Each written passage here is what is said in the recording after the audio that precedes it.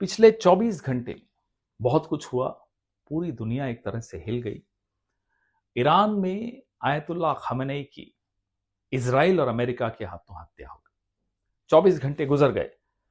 हिंदुस्तान की सरकार, प्रधानमंत्री, विदेश मंत्री एक शब्द इजराइल और अमेरिका की निंदा में आपने नहीं सुना इनके मुंह से। भारत हमेशा एक मॉरल लीडरशिप देता था विश्व को। भारत की तरफ पूरा विश्व हमेशा देखता आया नैतिक नेतृत्व के लिए। वो मॉरल लीडरशिप, वो मॉरल कंपस अब हमारा खत्म हो गया।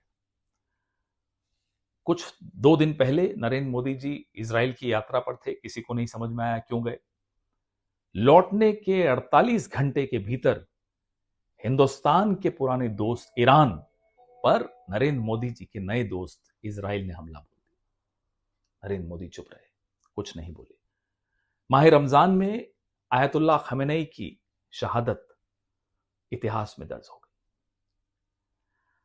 हर मजहब, हर धर्म शहादत पर, बलिदान पर, शहीदी पर, क्रूसिफिक्शन पर बहुत कुछ लिखता है, बहुत उसको ग्लोरीफाई करता है, और वो ग्लोरीफाई करने योग्य बात है।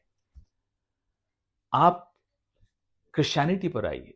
The crucifixion of Christ immortalise Christianity.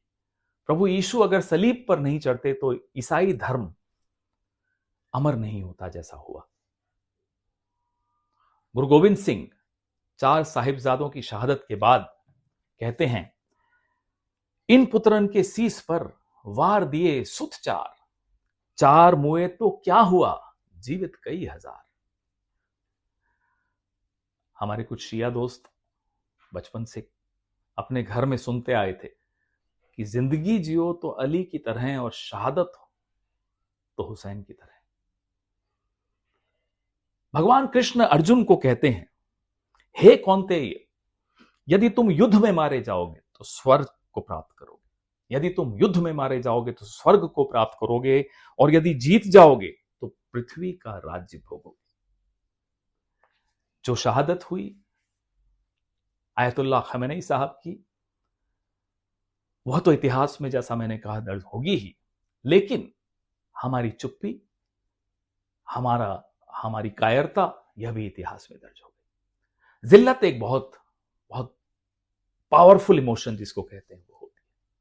किसी शख्स को, किसी मुल्क को, किसी कौम को जब आप जलील करते हो तो उस जिल्लत के खिलाफ उस शख्स के, उस कौम के, उस मुल्क के मन में नफरत पैदा होती है, और उस नफरत के अंदर गुस्सा होता है। उस गुस्से में इतिहास में आने वाले जंग दर्ज होते हैं।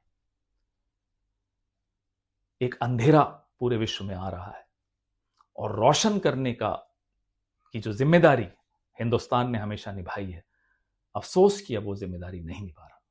यह बात इतिहास याद रखेगा। जय हिंद।